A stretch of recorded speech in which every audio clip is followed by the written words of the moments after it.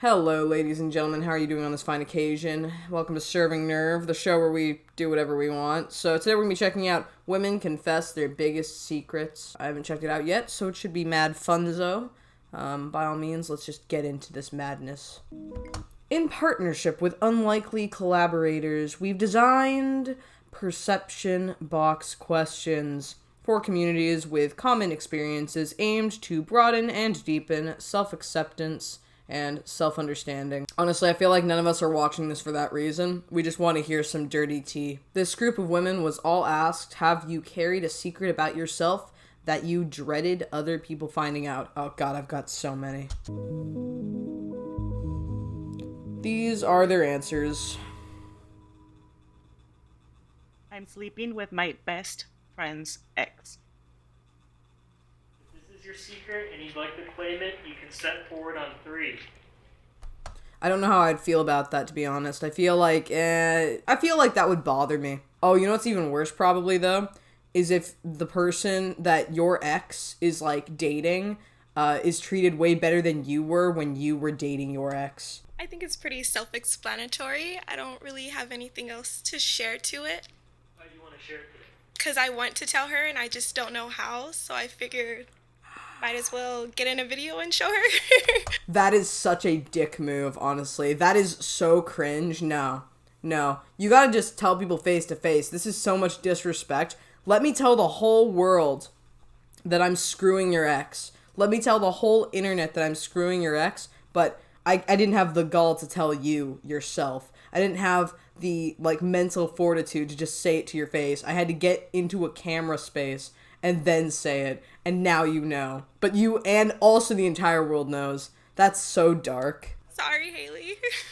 And she says her name! She says the name, my guy! Ah, that's rough, man. That's, like, actually, I would not be friends with them after that. I'd be like, that is the shittiest way you could say that to me. So my last ex-boyfriend left me for another girl in my friend group. And then my current boyfriend right now was one of his friends. Talking things out, like, is the best form of anything. I helped a loved one with a credit card fraud. Oh, I guess we're just confessing our crimes now. That's pretty hot. Dude, I love how it's like, you've got the white t-shirt, prison yard vibe, tattoo sleeve girl, who's like, yeah, it was me. So, I was on Tinder one day, and I was just scrolling through, and I see this guy. We started talking, and he was just kind of joking around. I was like, what do you do for a living? He was like, I rob banks. I was like, cool. Do you need... Wow, okay. Is this what people talk about on Tinder? I've never had Tinder. I've always been a little B for Bumble. And I always need to be really buzzed when I'm freaking on there because it's terrible and cringe, so I just gave up on dating apps entirely, really. But, generally speaking, is this what people on Tinder do? That's not normal. That's just weird, though. That's such a red flag. It's like, yeah, I rob banks. I don't care if I'm talking to them for, like, days. If they tell me they're robbing banks, I'd be like, nah, guy. Nah, I ain't playing that game. Need, like, an assistant? And he was like, yeah. And I met up with him. And he was for real. He was like, hey, help me and we'll make like $5,000 a day, blah, blah, blah. I was like sick with it. I'm trying to quit my job. I hate it there. Turns out he was a meth smoker. And I was like, cool, do your thing, whatever. And I ended up getting secondhand high off of it, and I didn't realize that that's what was going on. I was just like, oh, this guy's cool, he's a rapper and he got a Tesla. Oddly enough, the way that I got out of it was he ghosted me, and his name is Donovan. If you ever see him, tell him I said I better not catch him in the street, girl. Wow, okay. You hung out with a guy who you thought probably was joking, because I'm assuming she didn't think he was being serious, who actually was trying to rob banks and was, like, going for it, and you went for it too, and you also secondhand got high on meth that he was doing because he was also a meth addict. That is, like, the most fucked up Tinder date you can probably have. But saying that, $5,000 a day, I don't know, maybe I would do meth for that. $5,000 a day, though, is pretty good. Like, if you actually, like, hypothetically...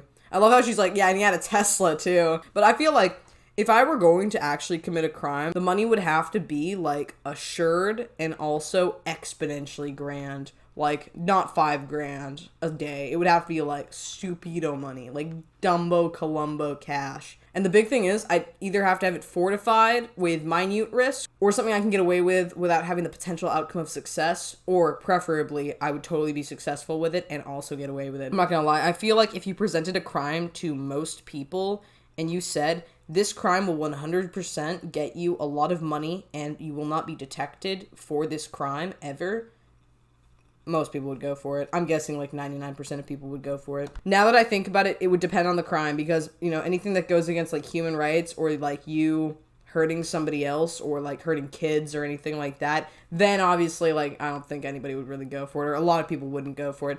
But if it were like tax evasion-esque crimes or like robbing a bank or like hitting like a bigger dog, I feel like a lot of people would do it. Not to endorse criminality, but I'm just saying the likelihood is likely.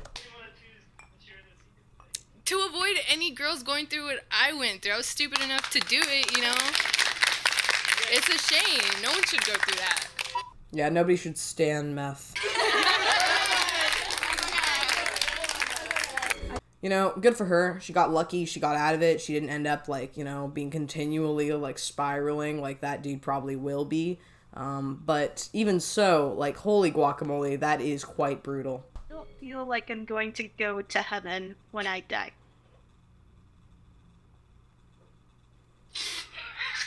Oh, I'm sorry. I'm just nervous. Oh no, I feel like I'm about to start crying. I was in a church for like 4 years, and I don't know, I felt like I was there, and I found a family, but it just felt like I was there for people. When I decided to leave, that was like the first thing that reminded me was that once I left the church, I left God, and when I leave God, that means I'm going to hell. And part of me kind of believes them, like I don't deserve a spot in heaven because I don't do anything to build my place there, if that makes sense. Sorry. Jesus Christ. Okay, well, for anybody who actually would be religious, I guess this would be a big deal. Like, if you actually are in the line of, like, Christianity, I assume, you would actually find this to be a big deal. Because there is the importance of community with churches and attending church. It's, like, a big thing. I don't know, man. If somebody's this empathetic or this caring and this devoted and knowing that they think they're going to go to hell just because they didn't attend church or stopped involving themselves with community in spite of any other, like, immorality or moral issues or anything else they've done in their life, I feel like if they don't go to heaven, none of us will. But at the same time, that's if heaven even exists. You know, and on the basis of, like, reality, the likelihood is, let's just be honest. We know how religion goes. I talked about religion on the channel already, but it's so sad that she's so tormented over something, because I'm sure she's a nice girl. She's probably going to go to heaven if heaven exists. You know, stuff like that. But even so, it's so sad because she's obviously very upset about it. Like, she's even crying because there's such a grand deal of pressure or regret or, you know, some level of actual concern for the matter. But, I mean, if you're this screwed up about it, you can always just go back to church. Like, and this is the thing, though. It sounds like she also was going mainly for the community, the people, more than the church itself.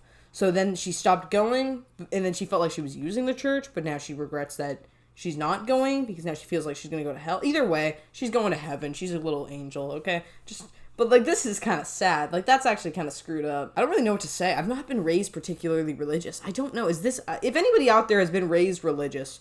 I assume the attendance of church is quite important because it's to endorse your religion and help hear the teachings of your religion. So is this something that's indoctrinated at a young age or just continually where you have to, like, attend or you're going to go to hell? Is that, like, a thing, or you just think it, or this individual just thinks it? It's a very odd situation. Hello. Hey, girl. I'm sorry. No, nothing to be sorry for. We're here with you. There's healing in tears. What helped me was thinking and knowing that there is something out there. There is a God, there is a heaven, or whatever you want to believe in, but nobody will tell you what it is. But, you know, you're not alone. Thank you. You know? The other thing is, this is so weird. This is like a support group. This is like therapy. This is the therapy I never got. I should be in one of these. I'm in love with my best friend, but I don't want to risk losing our friendship. Oh no, I've fallen for people that are my friends. It never works out. Dude, my biggest regret is I fell for this dude. I love him so much. He's such a look good boy. But he's also like way too young for me. Not underage, but like basically the equivalence of such. He's like 19. And I fell for him. I had this huge crush on him. He's like one of those coworkers. But like we would never work out. So I was like, man. But that's like, for me, that's like really immoral because obviously like I don't want to be dating somebody that young that's pretty like power imbalance oriented. The reality is he shouldn't be with me. But it's very interesting actually because I don't think dating your friends is a good idea. I don't really think dating your friends is a good idea or dating your coworkers. Usually there's so much complication and you end up hurting more as a result. Unless you find out there's this mutualism between the two of you where you're actually attracted to one another. The author has decided not to claim the secret, but if you would like them to know that they're not alone, you may step forward on 3, okay? 1, 2, 3.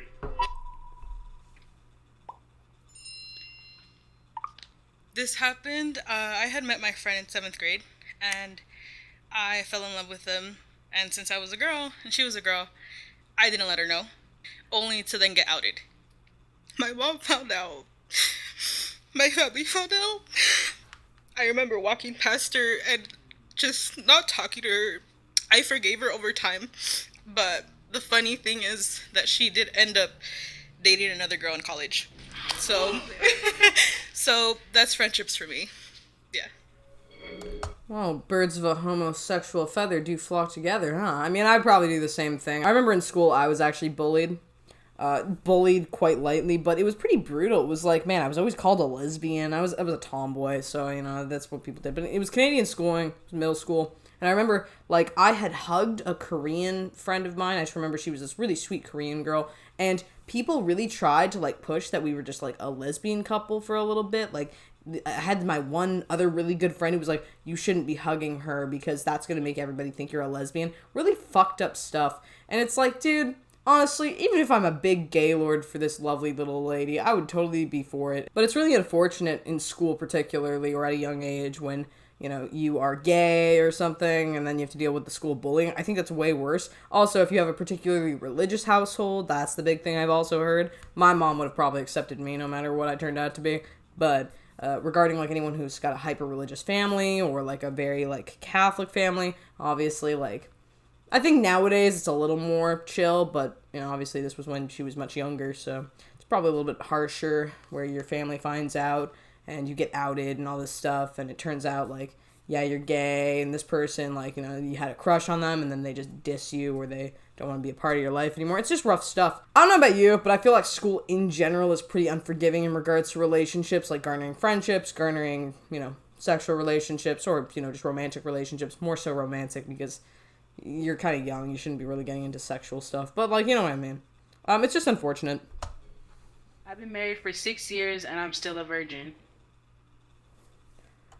Okay, that's actually impressive. Like, I am still a virgin as well, but I've never been married and I've only had one boyfriend, so, you know, it kind of is what it is. But if you've been married for 6 years and you're still holding on to that, I don't know, maybe it's like a fear thing, but also that's insane to me. Well, I have never had sex. I have a very skewed view on sex. A lot of sexual abuse.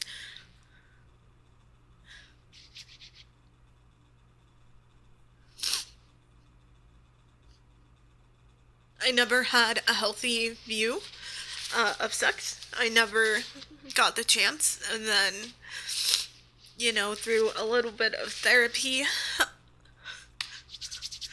because I am Christian, this whole time there's this big view of, like, this big lie of, like, you need to save yourself for marriage, you know, and then on your wedding night, like, that's it.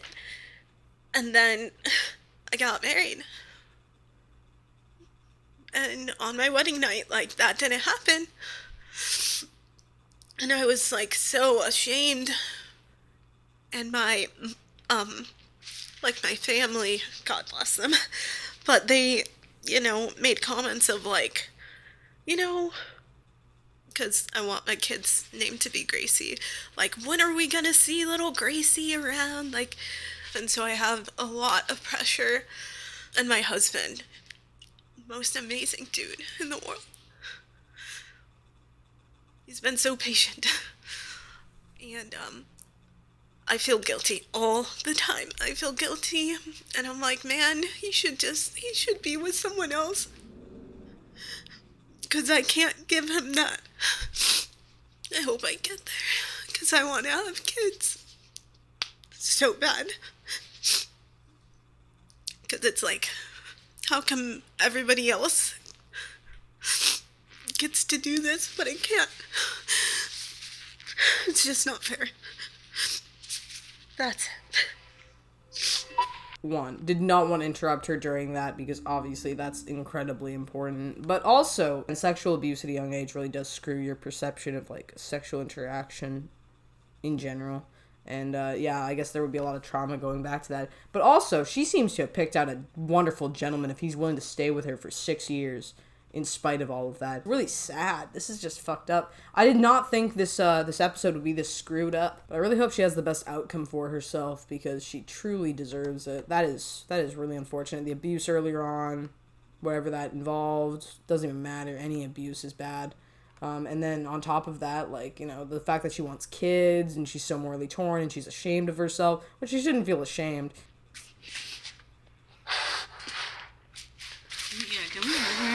Oh, that's so sad. Oh, Jesus Christ. I'm so sorry. I'm not trying to cringe out, but I literally, like, this thing actually might make me cry, because this is actually, like, something that does bother the fuck out of me. And also, it's like, I can't imagine anybody doing anything to a child, and it's like, this is the ramifications of some asshole who decided to take advantage of a young girl, and abuse her.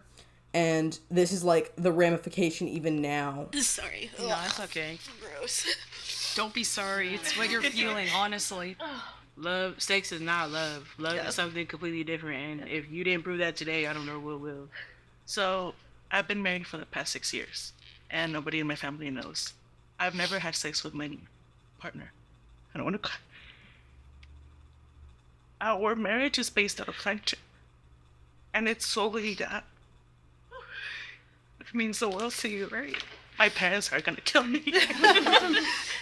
I decided to keep it a secret because it's easier to live without people telling you what's right and what's wrong. Yes. Sex, you can have it with anybody, but love, you only find one.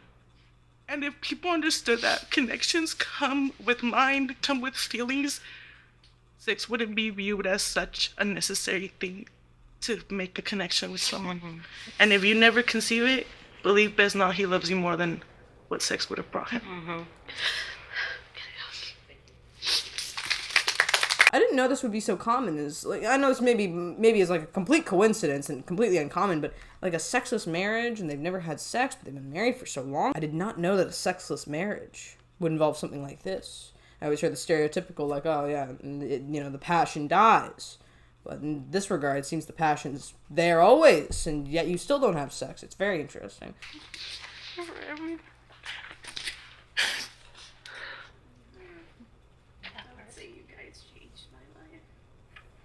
We love you. Just knowing I'm not alone. I once stayed in a relationship because my partner said that I was the reason she wasn't going to kill herself.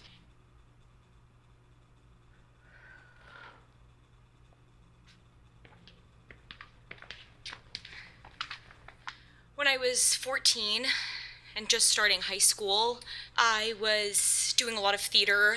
I had a little sparkling of a showmance. She disclosed that I was the only person keeping her from killing herself.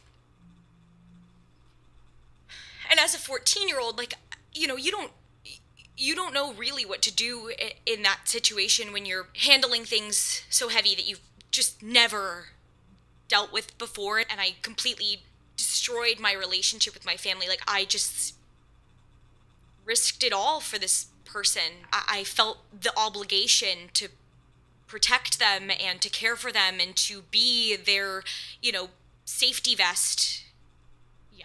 This is a terrible position to be put in, where you have to be, like, somebody perceives you as the savior of their circumstance, whether it's true or not, because some people will manipulate you into staying into some kind of relationship or friendship that's actually pretty abusive because they want to keep on manipulating you and also kind of abusing you, but then they'll do something abusive, and then they'll say, like, hey, you're the only one keeping me from ending my life, and then they'll go back and forth between those two and do abusive behaviors, and then, like, try and justify it by being like, I need you, all this stuff. But then at the same time, it's truly unfortunate if you find yourself being the individual in that position, and you actually are like, I would like to help this person, because we all want to help people. It's like a normal human drive to be, like, empathetic. It's a really normal human drive to be empathetic and, like, caring for other people and have sympathy and give grace in that regard. But at the same time, there's only so much you can do. And eventually, if you start having that same experience over and over again, you kind of most people recognize that they're being manipulated. And then it usually results in a massive level of discourse and some sort of conflict between the two. That's really unfortunate, though. And also, they're so young to where it's like neither of them know any better, and the circumstances are what they are, so it's like you kind of just like have it be what it is. But hopefully, this is the thing with all of these ladies, I really hope all of them are doing well now or getting over their shit, because the shit they've dealt with is fucking ridiculous. My first boyfriend, I was 14, they were 17. And it was really hard because I felt that I was tied to them, you know? And being 14, I just thought, like, well, I have to stay with this person. I kind of did the same thing, but I felt like I did it more out of pity. There was a saying that kind of, like, stuck with me for a long time, and it was the whole, you can lead a camel to water, but you can't force it to drink. You can only help someone so much, and then you have to walk away. You can't die because someone else is dying in front of you, you know? Right. So... In middle school, I was bullied for being sexually assaulted, and rumors spread saying that I wanted it. I don't know about you guys, but, like, I feel like school is one of the worst experiences ever. In middle school, I particularly remember there were so many instances of, like, sexual abuse amongst the youth. Teachers abusing students. Students abusing each other just physically as well. Fighting. Constant argumentation that was not even reasonable. A ton of physical assaults. And then at the same time, constant bullying and manipulation. It was just so fucked up. And, like, you know, anything. It didn't matter if you had, like, learning disability. Didn't matter if you were, like, a lesbian. Didn't matter if you were straight. Everybody would just dogpile on each other and destroy each other for the most basic of things. And it's like, something like this, where you actually experience a horrible trauma, a sexual assault, and nobody believes you, or everybody treats you like shit as a result or bullies you. It's truly unfortunate. I was a little girl. I became... Ooh, this is harder than I thought. Ooh. I became entangled in a friendship that very shortly became very unhealthy quite fast. The whole relationship just ruined how I saw my body and just my interactions with people in general. When I got to middle school, I had a crush on this guy who was so cute. When you see somebody, you can see that they've shared a similar experience. I saw that in this boy, and he was like the first person who I like kind of confided to tell. I was like, oh my God, finally somebody who has this understanding. I feel like a breath of fresh air, like I can do this. And the next day, the whole school knew about what had happened to me in detail.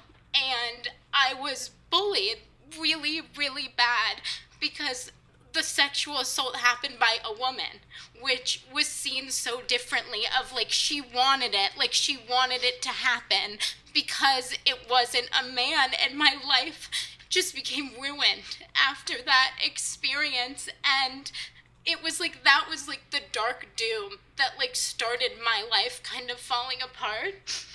But that whole experience really traumatized me and affects me to this day, and it's something that I continue kind of to go through.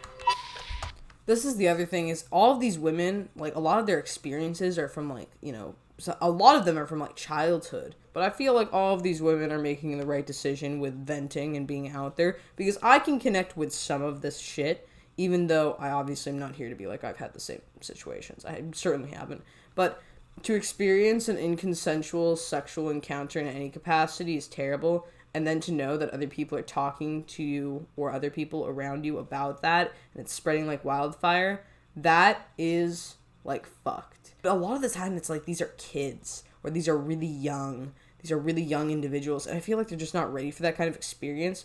And the worst people that I met, like, the people who get the most fucked up in life, are the people who get screwed over in childhood, and get, like, into sexual encounters in childhood, get into drugs in childhood. Like, I weirdly knew a lot of kids who ended up in these kinds of boats, and was kind of surrounded by them, and then also ended up in some weird situations myself. Nothing that was that horrifying, but enough to know the ramifications can be, like, exponential if you just go a little bit further. And, like, all of these women, like, they do deserve to be happy and do well, so I'm really hoping that this is not an impairment beyond, obviously, what's impaired them thus far. Like, I hope they're doing well now, but it's so difficult because your childhood really does follow you this way. And, like, it keeps coming back to haunt you. It's like the ghosts of your mind. It's really fucked up. So, it's just really sad. And obviously, like, the situation's confusing with the guy and then the girl, some sort of sexual encounter, and then an assault and all this stuff. And I don't know how the connection works. But really, like, I don't know, man. It's just really hard to deal with this kind of shit, especially when they're so young.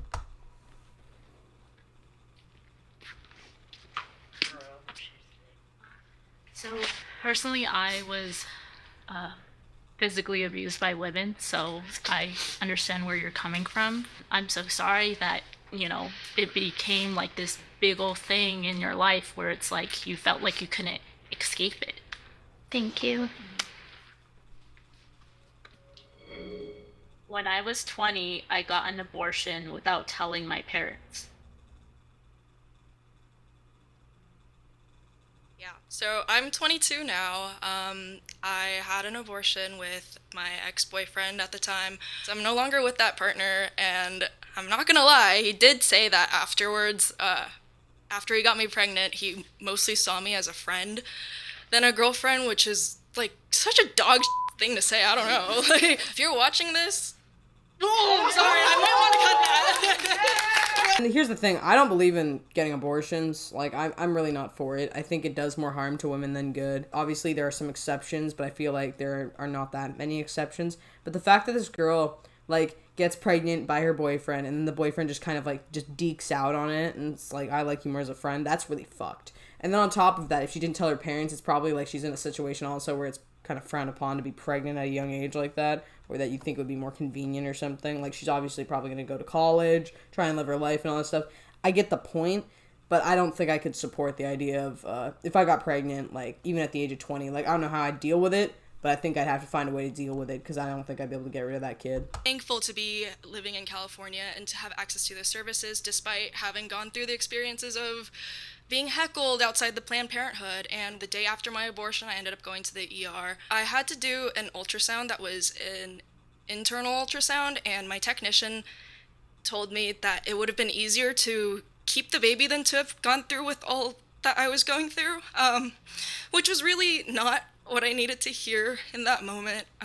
Regardless, I was able to get through it, and I was able to patch up my relationship with my family, and more than anything else, they were sad that they couldn't have been there for me, going through it all. I'm saying this now because I hope I can help someone else feel a little less alone, and that this is okay to go through. There's no shame in it. I'm not one for abortion. Sorry, I'm not trying to be a jerk, but I really don't like the idea of also, like, you're in this fucked up situation as, like, a young 20-year-old girl, and you're making the decision to get an abortion, and then you go to Planned Parenthood and you automatically are, like, surrounded by people who are like, don't kill your baby. I really don't like the idea, in spite of me not agreeing with the situation and the action to, like, abort the kid. I feel like I still don't like the idea of people, like, hovering around Planned Parenthood and protesting and all that stuff, and, like, heckling and harassing chicks who are trying to get abortions. I feel like that's not quite the way to go. I feel like the number one thing you need to do instead... And also, a lot of these people will preach things about God and stuff outside of Planned Parenthoods, and that's what I've seen.